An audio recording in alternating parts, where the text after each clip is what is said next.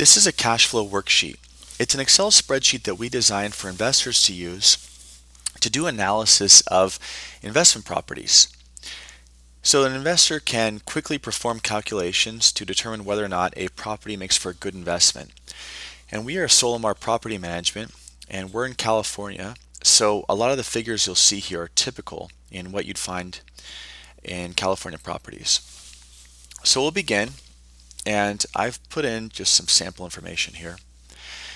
And you're going to enter your information in column B. So we'll start with $800,000 as a purchase price.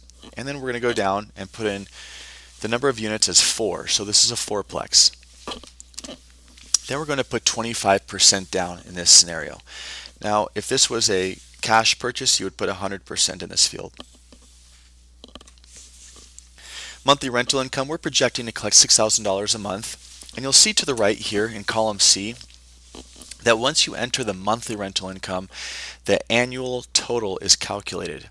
That way you can see the monthly next to the annual, and it'll just help you quickly assess those numbers. You'll have all the numbers readily available in both formats. Same idea with the monthly mortgage payment. You'll see $3,000 is what we're paying for a principal and interest, just the principal and interest portion of the mortgage payment, which comes to $36,000 a year annually that we're paying for the mortgage. And then $250 a month as the monthly maintenance expenses. Now, an example of these sorts of expenses would be if the landlord paid for landscaping for the property or paid for trash service. So you'll put that monthly figure here, and then you'll see the total amount for the year in the field to the right on column C. Next, you'll put your annual premium for your homeowner's insurance policy, your property insurance policy.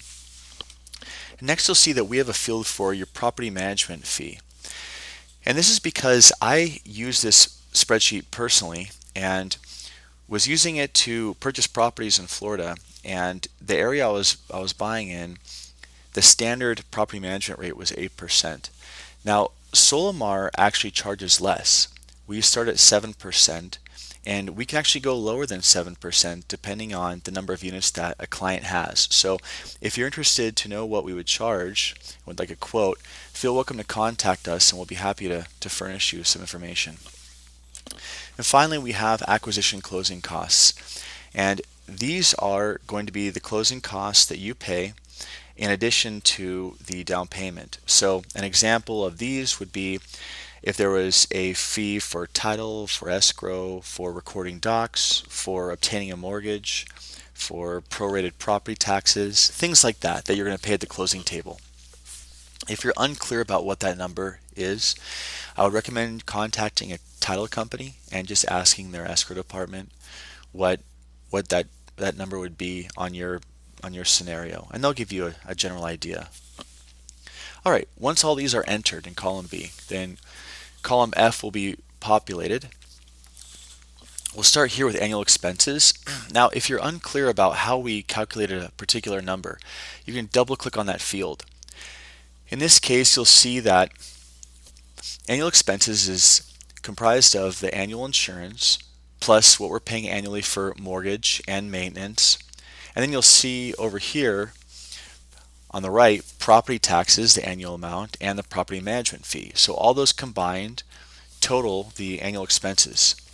And then we take the total rental income that you're going to collect as a landlord. We subtract those annual expenses, and that's how we calculate your annual cash flow.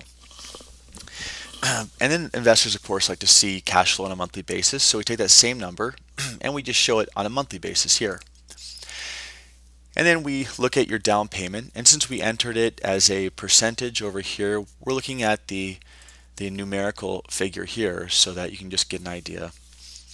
Time to recoup the cash invested. Okay, so you've put $215,000 in because those are your closing costs plus the down payment. To recoup that with the cash flow that you get monthly will take 164 months approximately, or 13.6 years. That's the time it takes for the cash flow to reimburse you for what you paid out of pocket. And then we have a break even on purchase price, which is 50.83 basically 51 years to break even. That means it'll take 51 years for cash flow, if cash flow stayed constant, of course, which it likely doesn't, but if based on cash flow at current rates, it'll take you 51 years to be repaid for the purchase price. So these figures may not be useful to some, or they are useful to others. But the idea is that we have all these figures here that are automatically calculated, because to some investors, they look at these numbers. And different investors are going to look at different numbers on here and decide what's going to make or break this particular deal for them. And so that's what we have everything on here. You can kind of pick and choose what you deem as the most important number for your investment strategy. So here's an important one: net cap rate. Of course, this is all things considered, what the property in terms of cash flow is yielding you relative to the purchase price. In this case, the net cap rate is basically 2%. Okay. Below it, we have a gross cap rate. Now, the difference is labeled here: before expenses and after expenses. Now, the net cap rate is your real cap rate. That's what you're looking at, and that's the universal term cap rate that investors use. But we have this other gross cap rate to give you an idea of what the best or the highest potential cap rate this property could produce if there were no expenses. And so you can see in this case, the absolute best, in the best case scenario, would be 9%.